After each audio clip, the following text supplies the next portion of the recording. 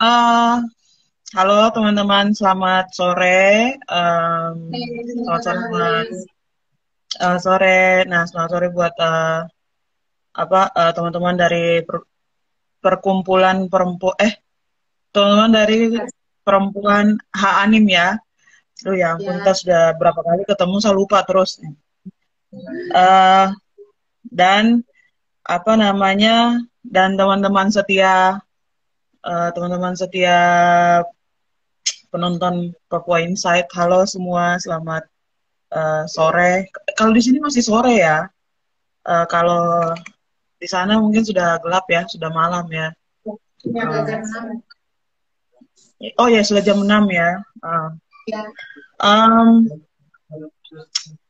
Senang sekali hari ini kita ketemu seperti sebelumnya kan kita sempat ketemu untuk bahas tentang uh, sejarah perlawanan ya. Kenapa akhirnya ada perlawanan yang datang dari kelompok perempuan begitu. Nah, terus sedikit kita sebenarnya sejarah perlawanan tuh panjang seharusnya, cuman kemarin karena kita harus membahas tentang kenapa sih 25 November tuh jadi penting untuk hari berkampanye gitu. Jadi kita bahasnya lebih uh, lebih masuk ke arah diskusi yang lebih detail ke kenapa sih tanggal 25 Desember gitu. Um, Kali ini sangat menarik bahasanya adalah kekerasan terhadap perempuan, bentuk-bentuk kekerasan terhadap perempuan. Sehingga kalau misalnya nanti kita ke depannya akan bahas lebih baik, lebih detail gitu, saya rasa akan uh, jauh lebih baik juga gitu. Hari ini kita akan mengenal banyaknya bentuk-bentuk kekerasan terhadap perempuan. Jadi seperti biasa saya akan nyontek ya. Jadi maaf ya, saya akan nyontek bentuk-bentuk kekerasan terhadap perempuan tuh bagaimana. Jadi teman-teman silakan uh, silakan ikuti dan saya harap kedepannya uh, kita akan saling diskusi ya kayak gitu. Yang pertama, kayaknya akan jauh lebih baik kalau kita bahas tentang apa sih itu sebenarnya kekerasan gitu. Jadi kenapa kenapa sih kita harus penting untuk mengenal kekerasan? Kekerasan itu sebenarnya apa gitu. Nah, yang pertama, menurut KBBI, Kamus Besar Bahasa Indonesia, kalau kekerasan itu sebenarnya dia tuh bersifat keras, terus dia berciri sangat keras gitu. Jadi uh, bentuk yang padat itu kan pokoknya kalau kekerasan tuh dia bentuknya padat gitu, sehingga menyebabkan kontak fisik gitu. Terus yang kedua, ini jadi secara KBBI itu ada tiga, tiga definisi. Yang kedua tuh perbuatan seseorang atau kelompok orang tertentu yang menyebabkan cedera atau matinya orang lain atau menyebabkan kerusakan fisik atau barang orang lain. Jadi kekerasan tuh bisa jadi pengerusakan bangunan, pengerusakan barang, terus bisa jadi juga dipukul. Jadi kalau kita dipukul, kita cedera, itu namanya kekerasan gitu. Terus ada juga ini yang terakhir, yang ketiga adalah paksaan. Jadi kalau misalnya teman-teman memaksa saya untuk uh, memaksa saya untuk melakukan sesuatu gitu, itu berarti teman-teman sekalian sedang melakukan kekerasan terhadap saya gitu. Terus ada juga dari Wikipedia saya ambil, seperti biasa Wikipedia adalah ilmu semua orang ya, jadi dan itu mudah diakses gitu. Terus Wikipedia tuh kekerasan dalam bahasa Inggris tuh kekerasan ini sebenarnya diartikan dalam bahasa Inggris dengan violence. Violence ini kan sebenarnya berasal dari, jadi itu juga ternyata tuh eh, apa kata serapan. Jadi violence ini juga berasal dari bahasa Latin, yaitu violentus, yang berasal dari kata atau vis, yang artinya tuh mempunyai kuasa. Jadi dia berurusan dari yang mempunyai kuasa begitu. Terus ini dalam hal ini berkuasanya, kemarin kita sudah ngobrol tentang relasi kuasa dan sebagainya, karena kan ada pertanyaan tentang relasi kuasa ya. Nah terus, uh, sorry, maaf saya ke distract. Terus ternyata juga di fee atau ternyata juga dalam ini prinsipnya itu dari hukum publik dan privat dari Romawi. Jadi kata fee atau berkuasa ini itu diawali dari kata apa zaman-zaman Romawi kuno gitu. Jadi mulai diartikan di zaman Romawi kuno ya, di zaman Romawi maksudnya. Nah, terus jadi secara luas sebenarnya Wikipedia tuh menjelaskan kalau kekerasan ini tuh berhubungan dengan sesuatu yang berkuasa gitu. Jadi kalau semakin tinggi dia berkuasa, dia semakin punya wewenang untuk melakukan kekerasan. Gitu. Nanti kita akan bahas lebih detail. Lalu di zaman tahun 90-an, tahun belakangan ini, di zaman di zaman tahun belakangan ini ada seseorang dia tuh seorang sosiolog di Eropa, namanya J. Galtung. Jadi si J. Galtung ini bilang kayak gini, dia mendefinisikan kekerasan itu ada dua secara sosiolog. Sosiolog itu kan ilmu yang mempelajari hubungan manusia ya, hubungan. Jadi secara sosiolognya dia bilangnya, jadi hubungannya tuh ada dua, ada kekerasan tuh ada dua. Kekerasan yang pertama tuh ada dua kategori. Yang pertama tuh kekerasan langsung atau personal. Lalu yang kedua itu kekerasan tidak langsung atau struktural. Kekerasan langsung atau personal itu saya langsung mendapatkan kekerasan, misalnya pemerkosaan, atau saya dipukul, atau saya dicaci maki, kekerasan verbal tuh pelecehan seksual secara verbal, misalnya kayak cantik mau kemana gitu, catcalling itu namanya catcalling ya. Jadi cantik mau kemana dia catcalling, saya menerima gitu. Dan ketika saya risih, saya sedang terkena dan pelecehan gitu. Dan itu secara verbal. Jadi kekerasan langsung atau personal itu terkena langsung ke individunya. Menurut J. Galtung. Yang kedua adalah kekerasan tidak langsung atau struktural. Jadi ini tuh kekerasan yang didesain untuk memiskinkan satu kelompok. Misalnya kita bisa sebut dengan anak-anak yang tidak bisa mengakses pendidikan. Ya, mereka secara tidak langsung negara memberikan kekerasan terhadap anak-anak yang tidak bisa mengakses pendidikan. Karena negara seharusnya kan mendukung kesejahteraan rakyatnya gitu ya. Tapi kenapa anak-anak tidak bisa mengakses pendidikan? Atau anak-anak yang addicted apa sih? Addicted tahu ya? Ketagihan ibon. Itu juga kekerasan karena distrukturkan. Atau kemiskinan terhadap suatu wilayah, itu juga kekerasan struktural. Jadi menurut J. Galtung yang dia ahli sosiologi ini, dia bilang cuma ada dua kekerasan. Saya mendefinisikan dalam dua kategori kekerasan itu ada dua. Yang satu kekerasan secara langsung itu diterima oleh individunya, yang satunya lagi tuh kekerasan yang diterima oleh kelompok. Jadi kelompok dalam hal ini berkuasa itu memberikan kekerasan terhadap kelompok lain. Dan di dalamnya ada yang namanya kelompok-kelompok gitu. Ada kelompok perempuan, ada kelompok anak, kelompok buruh, kelompok tani, kelompok gender, semuanya di dalam kayak gitu. Lalu ini menjadi menarik karena akhirnya kelompok-kelompok yang menerima kekerasan itu juga banyak. Kalau misalnya kita mau mengiris satu persatu, itu akan beririsan. Tapi ternyata kita akan melihat lebih satu persatu seharusnya ya. Tapi di sini kita akan ngobrol tentang bagaimana sih sebenarnya kekerasan ini dekat dengan sangat erat dengan perempuan gitu. Kenapa kekerasan ini sangat erat dengan perempuan? Oke, saya maaf keterderolan saya lupa menggambar, jadi saya akan satu gambar, tapi ini cepat kok. Jadi bagaimana saya akan menunjukkan bagaimana sih sebenarnya perempuan itu dia erat banget nih sama yang namanya kekerasan.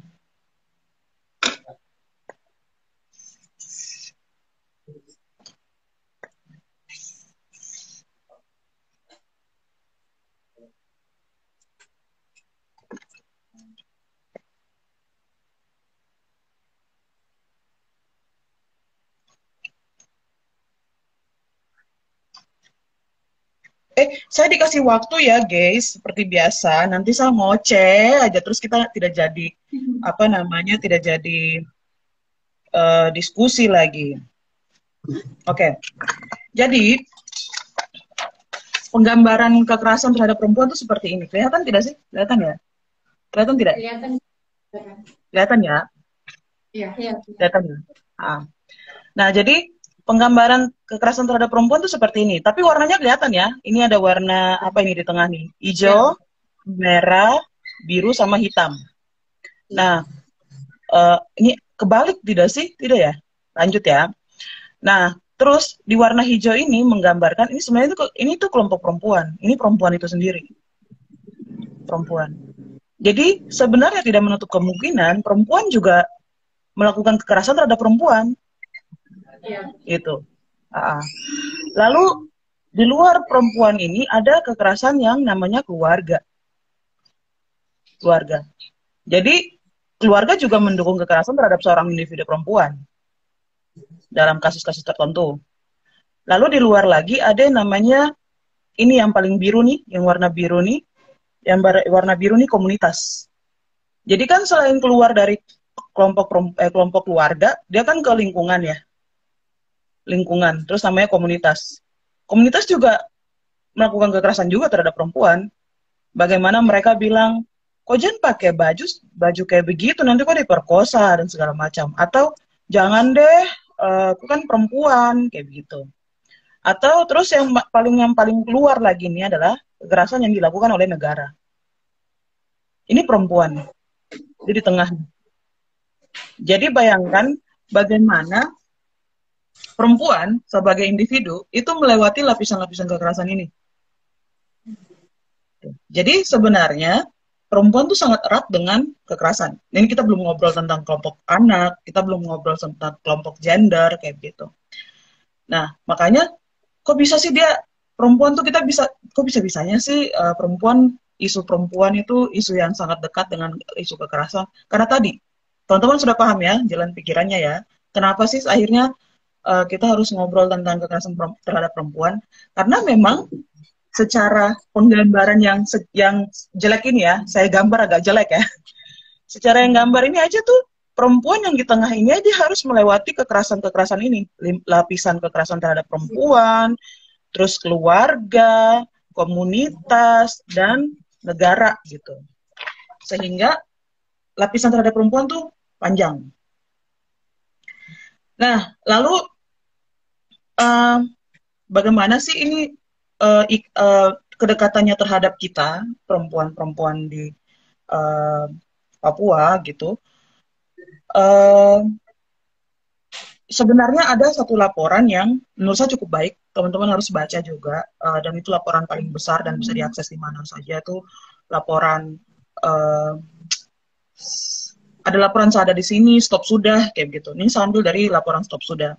Laporan stop sudah tuh, jadi seperti gambar ini, laporan stop sudah juga menggambarkan ada sebanyak, ada beberapa tipologinya ada 3. Kekerasan yang dilakukan oleh negara dan dilakukan dan didukung, dan itu biasanya terjadi di di daerah-daerah konflik itu. Lalu ada juga tipologi yang kedua itu kekerasan yang dilakukan oleh keluarga, dan ini tuh biasanya lebih banyak menyerang keluarga yang punya hubungan suami istri kayak gitu. Jadi poligami, terus kekerasan fisik, psikis, kayak gitu, penganiayaan. Lalu ada juga tipologi ketiga, yaitu kekerasan yang dilakukan oleh komunitas. Jadi bagaimana tadi saya cerita, kasus-kasus kekerasan tuh biasanya lebih banyak dilakukan oleh komunitas karena Teman-teman tahu ya bagaimana pelecehan-pelecehan di komunitas kayak gitu. Nah, em, dari sini sebenarnya kita sudah bisa memaparkan tuh kekerasan-kekerasannya apa saja begitu.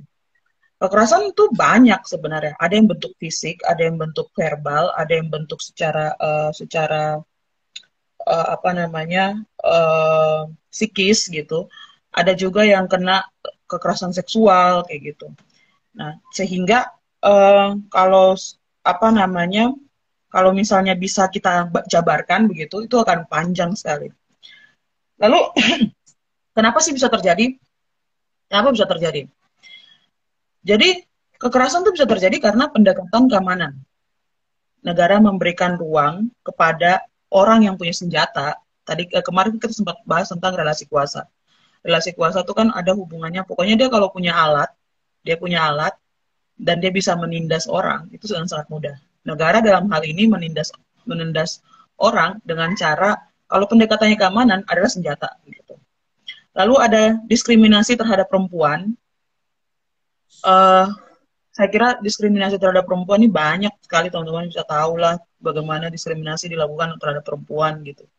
Lalu ada juga konflik-konflik ini ya, konflik-konflik lahan ya, konflik lahan, konflik sumber daya alam, konflik politik, perebutan kekuasaan dan sebagainya. Lalu tidak adanya respon. Jadi sebenarnya setelah ini nih, itu setelah ada kekerasan, sebenarnya tuh ada trauma yang dibangun. Jadi setelah saya dapat pukul nih, setelah saya pukul nih, saya pasti takut orang itu. Ya itu karena trauma, gitu. Itu trauma. Traumanya telah terbangun. Tapi tidak ada kemauan dari orang itu untuk menyelesaikan kasus-kasus saya begitu. Dan itu dilakukan oleh negara. Negara telah menyebar trauma besar-besaran terhadap perempuan, tapi dia juga tidak bertanggung jawab penuh untuk menyelesaikan kasus-kasus itu. Makanya ada yang kita sebut sebagai impunitas. Ada masalah, tapi tidak pernah diselesaikan. Tidak pernah diselesaikan, tapi dianggap, ya sudahlah, lepas aja lah kayak gitu. Itu yang impunitas. Jadi dilupakan. Um, Terus, sampai sejauh ini, akhirnya saya tuh percaya ya sebenarnya mungkin hukum masih bisa membantu kita di negara ini untuk menyelesaikan kasus gitu. Tapi kita juga tidak bisa secara penuh uh, apa namanya uh, bergantung pada hukum gitu untuk menyelesaikan apa yang kita rasakan gitu kan ya. Jadi dalam diskusi ini tuh saya juga memberikan satu, mungkin ini akan jadi bahan diskusi ya. Jadi kita akan bagaimana sih perempuan sanggup untuk membela diri gitu. Ketika dia dapat kekerasan, perempuan sanggup tidak sebenarnya untuk membela diri. Ya selain hukum tadi, selain bagaimana kita mengakses hukum, kesehatan ketika kita dapat kekerasan, ada juga yang namanya membangun rasa aman. Membangun rasa aman itu berarti membuat orang lain itu adalah ruang-ruang aman kita. Jadi tidak kita sendiri yang menanggung berat trauma kekerasan. Bukan berarti akhirnya kita juga membagi traumanya, tidak. Tapi bagaimana kita membangun solidaritas, dan itu tuh ruang aman kita untuk beragenda gitu. Dan itu ruang aman kita untuk menyelesaikan kasus-kasus kita. Meskipun sebenarnya kita tetap harus minta minta rasa adil gitu terhadap negara. Saya kira nih kalau misalnya masalah hukum itu kan teman-teman hukum yang lebih paham ya, para legal juga paham juga tentang hak-hak yang untuk bebas dari kekerasan, terus menurut pernyataan hak asasi manusia, terus ada konstitusi juga, terus ada Undang-Undang Nomor 1 Tahun 2001 itu yang tentang otonomi khusus juga sebenarnya mendukung bagaimana apa namanya perempuan tuh ada rasa amannya juga, terus ada juga pemeraturan pemerintah. Ini sebenarnya lebih ke arah MRP sih waktu itu. Tapi tidak tahu ya nanti mungkin bisa di-sharing gitu loh. Soalnya saya juga orang awam yang di bagian hukum gitu. Oke, terakhir dari saya punya quotes itu. Jadi ya kalau misalnya teman-teman mau merasa menjadi manusia, merasa merdeka gitu ya. Jadi ya kita harus memanusiakan manusia lain gitu dengan cara jangan buat kekerasan. Itu aja gitu. Oke, itu sekian. Wah, pas ya. Kali ini agak singkat ya. Singkat, padat, dan jelas. Itu dari saya, teman-teman. Oke, baik. Terima kasih untuk Kakak Nori yang sudah memaparkan mengenai kekerasan terhadap perempuan. Jika teman-teman penonton yang ingin bertanya, yang persilakan. Bisa langsung komentar aja. Untuk mengawali pertanyaan, mungkin ada pertanyaan, Kak? Oke, silakan. Oke. Uh, ini menurut saya kasus yang memang sering terjadi di usia-usia kami, remaja-remaja ini. Yaitu Oh, tentang sama ya kita usianya. Iya, benar.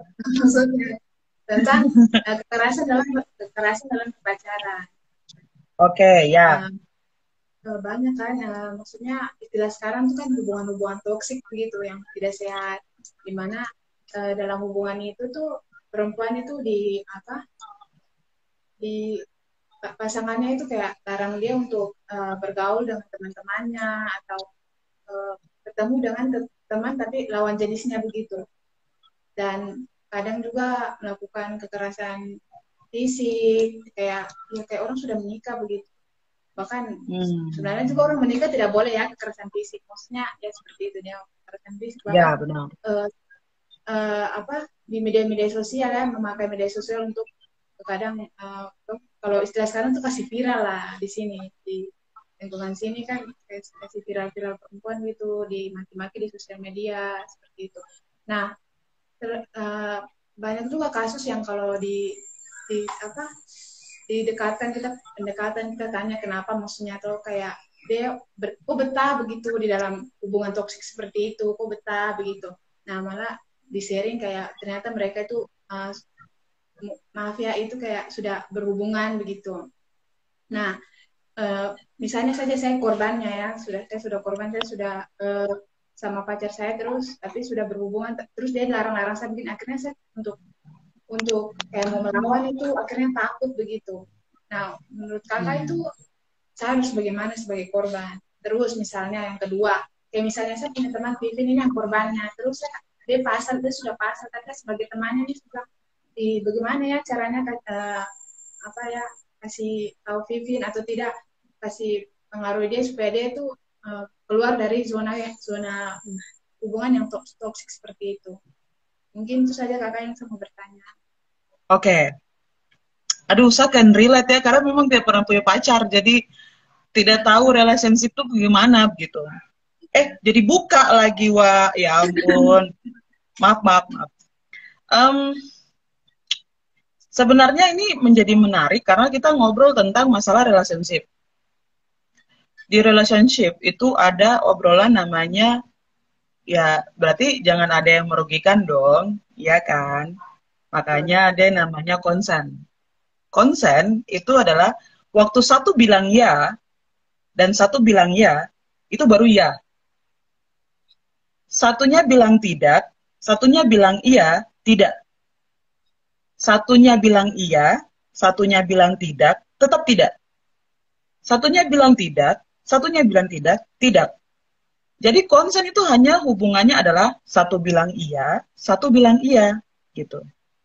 Jadi itu akan iya, gitu. Kalau misalnya terkait dengan masalah, kalau bilang apa sih, KDP ya, kekerasan dalam berpacaran ya, kekerasan dalam pacaran ya. Sebenarnya begini, kekerasan dalam relationship itu adalah, tadi kan saya sudah sempat bilang ya di awal ya, ada obrolan yang kayak, jadi menurut KBBI itu namanya pemaksaan itu sudah kekerasan. Jadi kalau misalnya kalian, ini juga bahkan terjadi di hubungan suami istri. Jadi kalau misalnya nih salah satu dari pasangan ini dia, ayo kita kita berhubungan intim lah, ayo kita berhubungan intim. Tapi satunya bilang, aduh saya capek, saya tidak mau, saya tidak gitu. Itu ketika tetap dilakukan itu tetap namanya paksaan, gitu. Dan itu kekerasan. Itu kekerasan. Dan itu terjadi dalam semua relationship. Tidak cuma terjadi pada dalam rumah tangga begitu. Bahkan yang legal itu kita bilangnya kekerasan dalam kekerasan kekerasan yang dilegalkan. Kekerasan yang dilegalkan yaitu dalam rumah tangga itu gitu. Kekerasan dalam pacaran juga kayak begitu. Tadi kan obrolannya adalah bagaimana cara kita menghentikan kekerasan itu ya.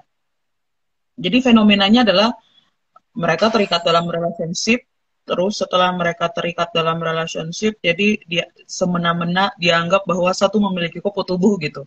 Padahal dalam kondisi tertentu, bukan kondisi tertentu, manusia tuh lahir jadi saya lahir itu saya punya otoritas terhadap tubuh saya sendiri. Kalau saya tidak mau hamil, jangan paksa saya hamil. Kayak gitu. Itu namanya otoritas. Otoritas terhadap tubuh. Otoritas tubuh. Kita bilangnya otoritas tubuh. Jadi apapun yang ada pada tubuh saya, itu hak saya gitu. Sehingga kalau misalnya dalam kekerasan dalam berpacaran, satu-satunya cara untuk melindungi teman-teman ya mau tidak mau lepas begitu kalau memang tidak mau berada dalam lingkaran kekerasan gitu. Dan ketika itu menjadi satu titik di mana kekerasan memang selalu merugikan ya. Ketika teman-teman merasa saya ingin adil nih, ya sudah laporkan saja dengan membawa semua bukti-bukti, bukti visum, teman-teman pernah dipaksa, dijambak kayak dipukul kayak ya saya kira teman-teman di di paralegal juga paham kalau eh, kekerasan yang bentuk fisik, pemukulan dan sebagainya itu bisa dikenakan sanksi penjara kan, tindak pidana kan, karena kan kriminal jatuhnya gitu, dan dia bisa penjara gitu. Ya udah laporin aja gitu. Makanya sebenarnya cara kita paling aman pertama kali adalah itu membangun ruang aman. Teman-teman harus rasa aman dulu, benar-benar keluar dari lingkaran kekerasan ini dulu, baru teman-teman bisa. Jadi kayak ya bagaimana saya mau bertindak secara sadar begitu kalau saya tetap di bawah tekanan, ngerti kan? Maksudnya kayak gitu. Jadi ya kalau misalnya kalau menurut saya kita akan balik lagi ke perspektif korban, bagaimana teman-teman mendampingi korban begitu, ya dengan cara membuat rasa aman dulu nih si teman-teman penyintas kekerasannya. Setelah itu baru disarankan kalau mau lapor, ayo kita temani, kita kasih semua hak-hak dia gitu, termasuk hak-hak dia dalam mengakses kesehatan. Kalau misalnya dia dipukul gitu kan, dipukul dan luka atau lebam segala macam, kita akseskan dia terhadap akses kesehatan. Atau yang lebih sebenarnya yang lebih penting nih, dan itu tidak ada di Papua begitu, itulah akses kesehatan mental. Itu tidak ada sama sekali. Gitu. Jadi mulailah kita mengisi hal-hal kayak begitu, karena itu tugasnya ruang aman gitu. Itu tuh tempatnya aman gitu. Jadi jangan namanya juga aman ya. Jadi kalau misalnya saya tidak berada di tempat aman, ya saya bisa ke tempat-tempat ini. Nah itu support system, jadi membangun support system kayak gitu. Cukup menjawab atau masih kurang? Atau ini memang masalah relationship? Sorry maaf ya, saya ini memang tidak ahli dalam relationship nih teman-teman. Jadi saya tidak bisa memberikan itu secara perasaan gitu ya, secara perasaan. Saya cuma bisa memberikan secara, jadi logikanya kok keluar gitu, kok keluar dari lingkaran kekerasan itu. Dan kalau misalnya sudah toksik seperti itu, ya berarti itu lingkaran kekerasan, keluar aja gitu. Dan cari tempat aman terbaru kayak gitu. Oke, kayak gitu. Ini kayaknya ada pertanyaan ya. Iya.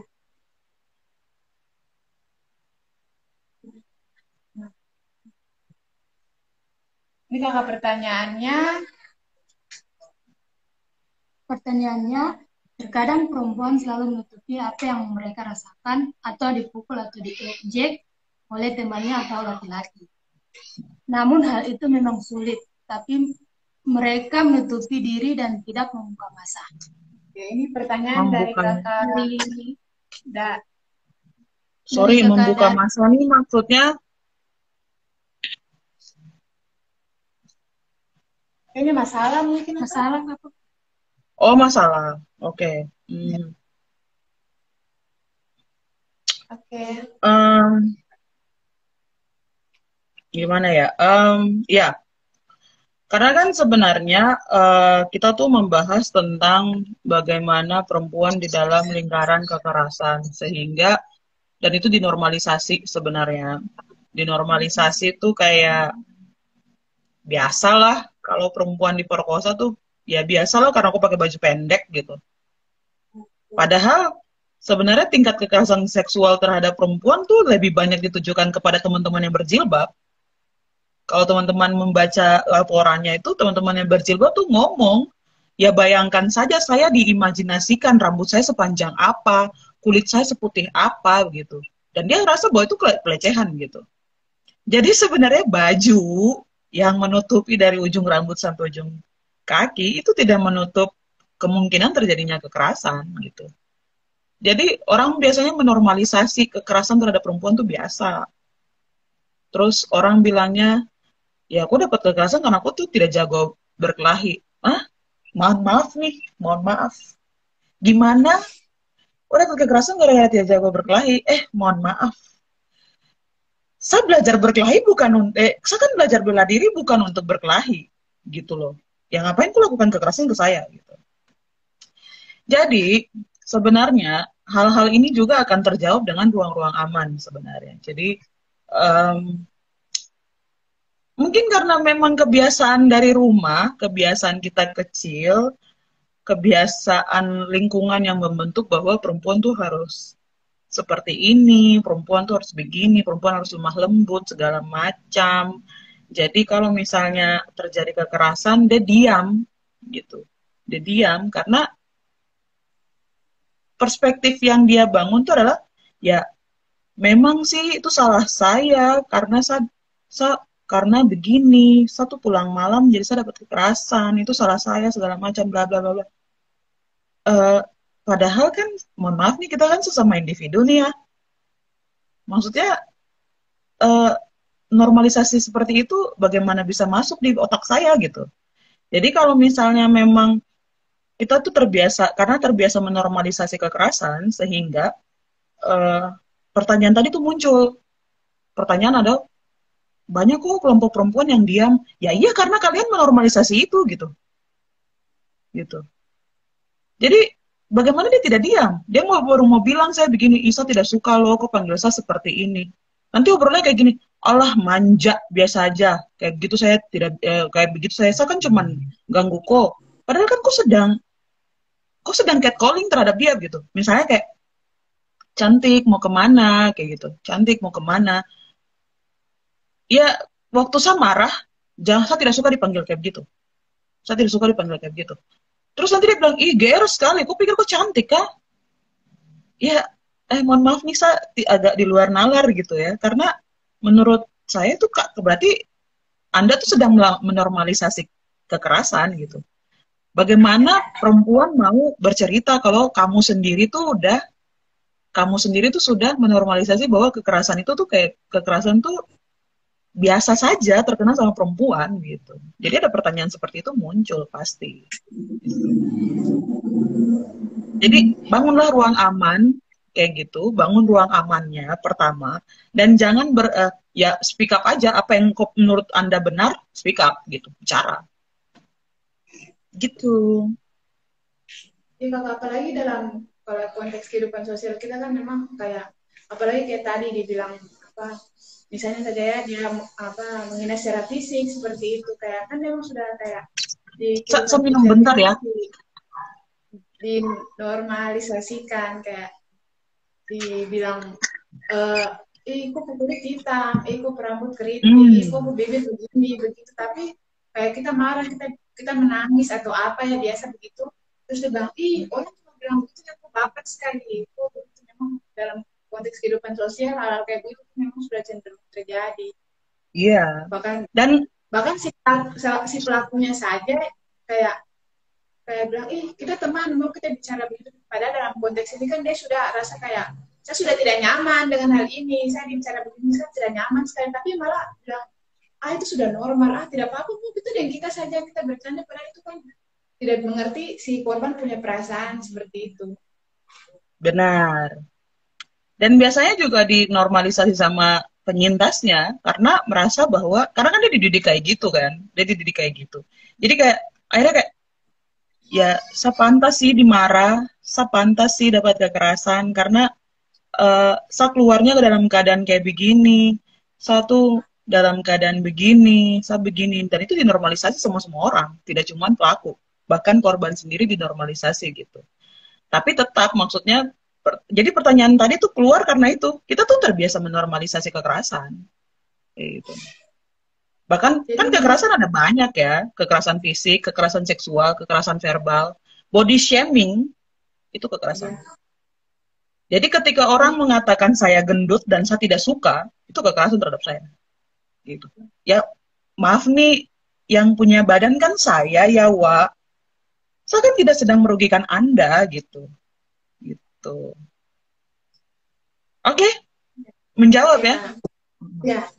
Ini tadi ini ada pertanyaan Ada selanjutnya ini dari kakak Miriam Yama. Ya, pertanyaannya izin bertanya dengan semua kasus-kasus yang terjadi terhadap perempuan, bagaimana cara awal membangun organisasi gerakan perempuan di Papua? Oke. Aduh, ini bahasanya agak berat karena ngobrol tentang organisasi gerakan gitu.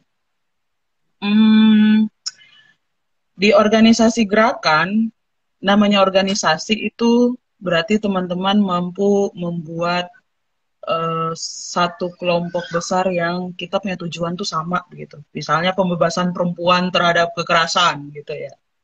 Nah, jadi tapi ini menarik, pertanyaan menarik karena ini sebenarnya cita-cita kita semua.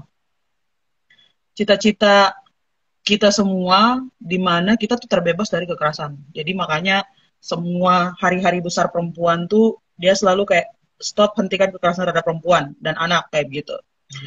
Mungkin saya mulai dari hal yang paling kecil ya, hal yang paling kecil karena menurut saya sebenarnya kalau semua orang perspektifnya sama untuk melindungi hak-hak orang, cita-cita besar seperti organisasi perempuan kan sebenarnya kebanyakan tuh menuntut haknya tuh hak kesetaraan, hak dia sejahtera, hak dia ekonominya mandiri, bahkan terlepas dari kekerasan, mengakses pendidikan yang layak, mengakses kesehatan yang layak, kayak gitu kan. Itu kan hak-hak perempuan, dan itu kebanyakan ada di tuntutan-tuntutan organisasi perempuan. Saya akan mulai dari contoh kecil dulu. Contoh kecil. Saya akan berani bilang bahwa persoalan yang dipunyai oleh perempuan Papua dengan perempuan di luar Papua itu berbeda. Karena perempuan Papua itu berada di dalam daerah konflik. Daerah konflik itu traumanya lebih berat. Teman-teman bayangkan, perempuan di luar Papua, dia harus menghadapi kekerasan yang diberikan oleh, ini tadi, diberikan oleh negara dalam bentuk hak. Negara tidak pernah menjamin kesehatan terhadap perempuan. Kalaupun negara menjamin kesehatan terhadap perempuan, angka kematian ibu dan bayi itu tidak akan banyak. Angka kematian perempuan sakit kanker payudara dan serviks itu tidak akan banyak. Gitu. Karena negara tidak memberikan jaminan terhadap gitu. Negara cuma butuh yang namanya buruh. Perempuan kerja, bayar pajak. Kayak gitu. Jadi butuh SDM. Makanya perempuan harus melahirkan. Dia tuh mendukung itu tuh.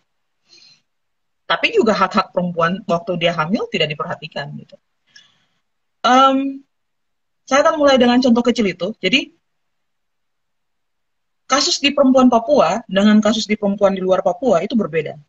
Teman-teman bayangkan tadi saya sudah cerita masalah di luar Papua tuh mereka menghadapi hak-hak perempuan tuh seribet itu dulu, semelelahkan itu, secapek itu gitu.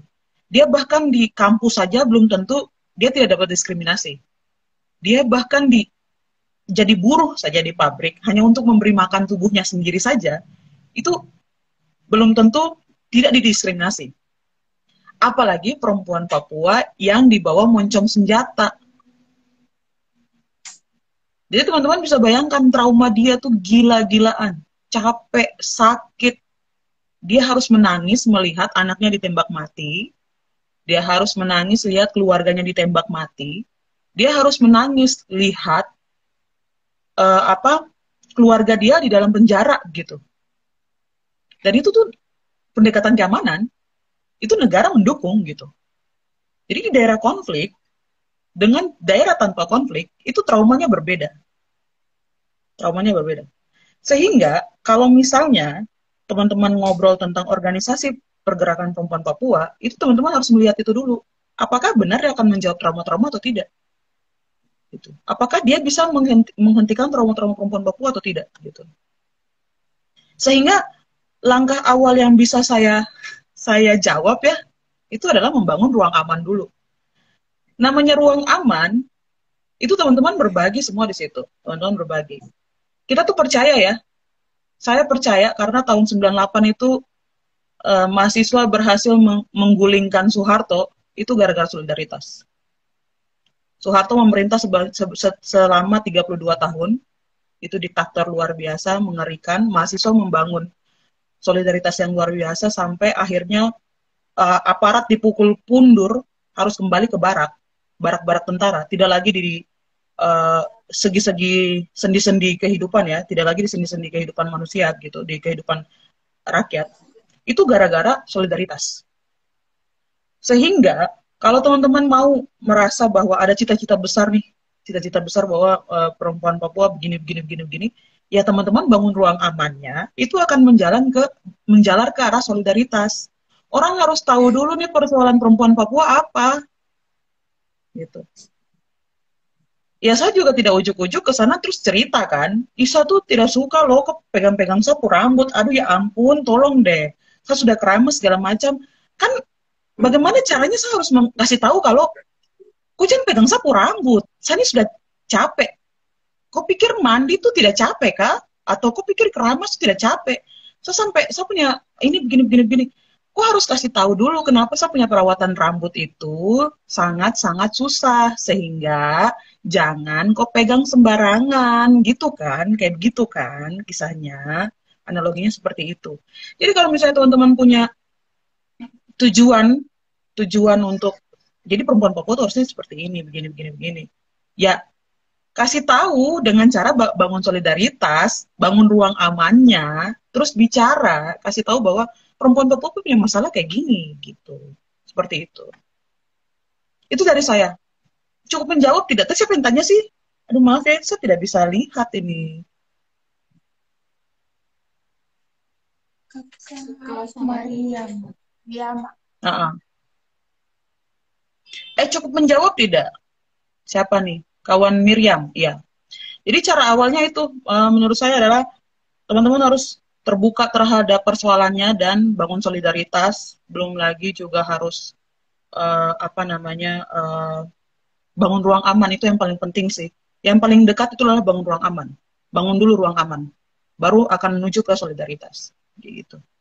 Oke. Oh ini dia udah bilang nih, Miriam, kawan Miriam sudah bilang terima kasih sudah menjawab. Oke. Ada lagi tidak sih?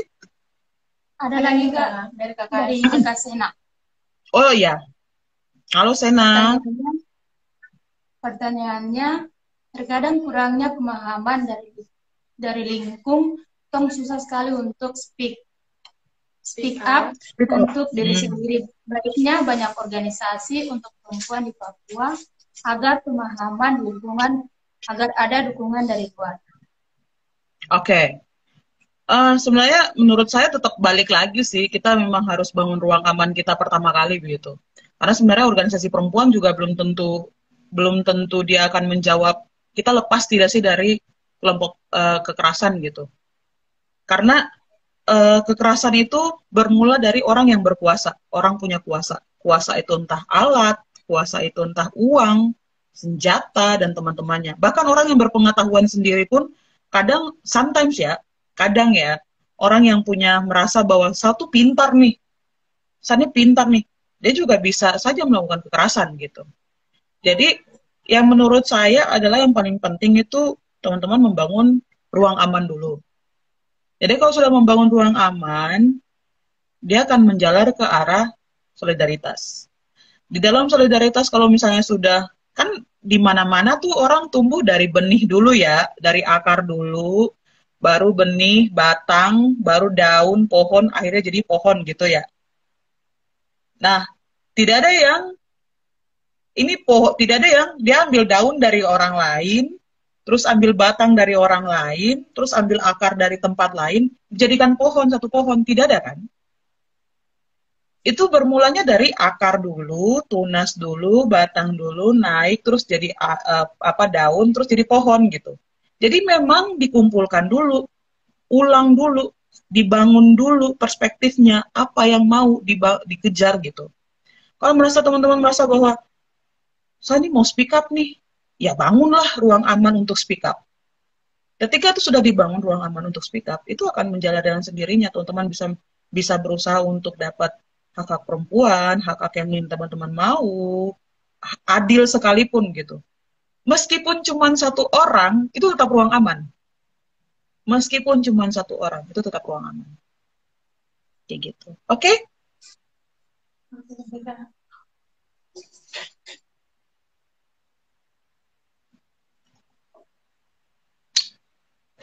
Mungkin saya cukup itu dulu.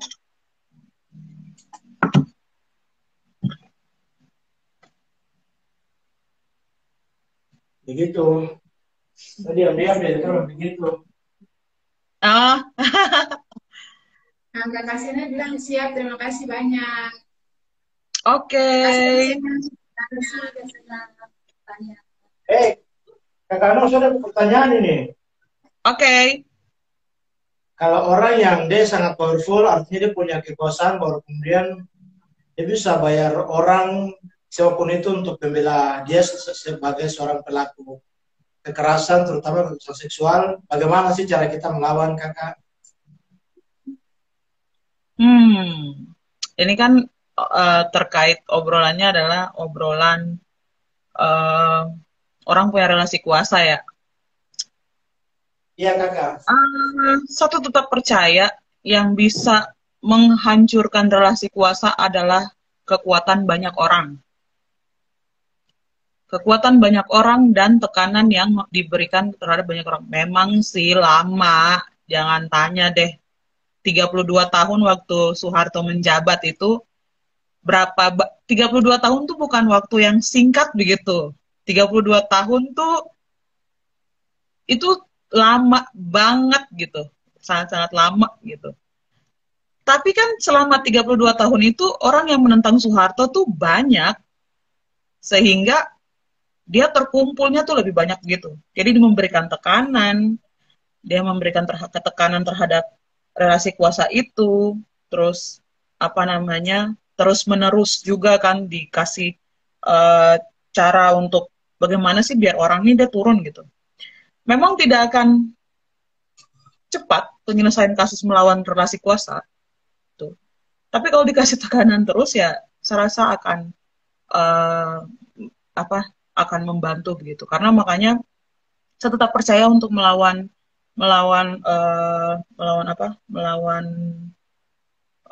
relasi kuasa itu dengan cara ya tekanan yang diberikan orang banyak, sehingga solidaritas itu penting gitu untuk solidaritas, bangun kekuatan sesama yang tertindas ya, sesama yang tertindas tuh bisa membantu untuk menghentikan pelaku kekerasan ini gitu. Karena saya yakin sebenarnya orang kalau punya relasi kuasa terus dia melakukan kekerasan seksual tuh itu tidak cuma satu pasti korbannya. Gitu.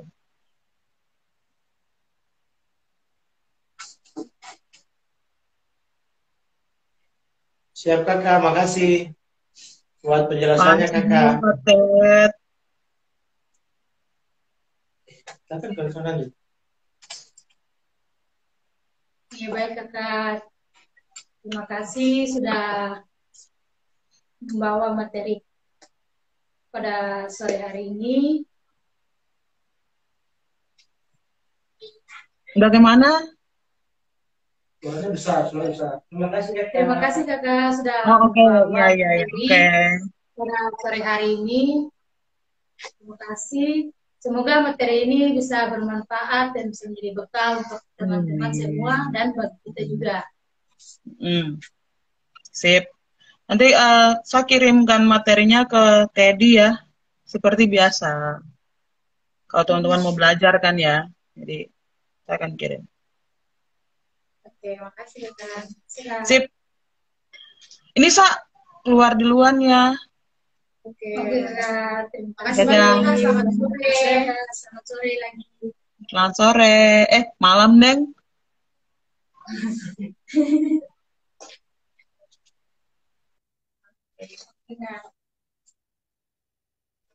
Oke, baik teman-teman, mungkin itu diskusi kita pada malam hari ini yang mengangkat topik tentang kekerasan terhadap perempuan. Seperti yang tadi pemateri paparkan kepada kita mengenai bentuk-bentuk kekerasan dan juga pertanyaan-pertanyaan dari teman-teman semua, kami ucapkan terima kasih dan semoga apa yang Kakak Nuris sampaikan ke kita dapat menjadi pembelajaran dan juga dapat kita terapkan supaya kita berani untuk speak up dari kekerasan-kekerasan yang telah kita lalui. Untuk teman-teman juga yang tertarik bergabung bersama kami, Persatuan Perempuan Aanin, bisa bergabung bersama kami. Dan terkait dengan kegiatan selanjutnya, diskusi selanjutnya akan berlangsung pada tanggal 1 Desember. Nanti kita diskusi tentang isu-isu kesehatan pada ODAF dan ODIR. Untuk itu teman-teman, tentunya silakan pantau terus Instagram Papua Insight dan nanti kita akan sebarkan informasi tentang diskusi selanjutnya. Mungkin itu dari kami. Saya Mary Viviana Koten dan rekan saya izin pamit undur diri. Terima kasih dan selamat malam. Dan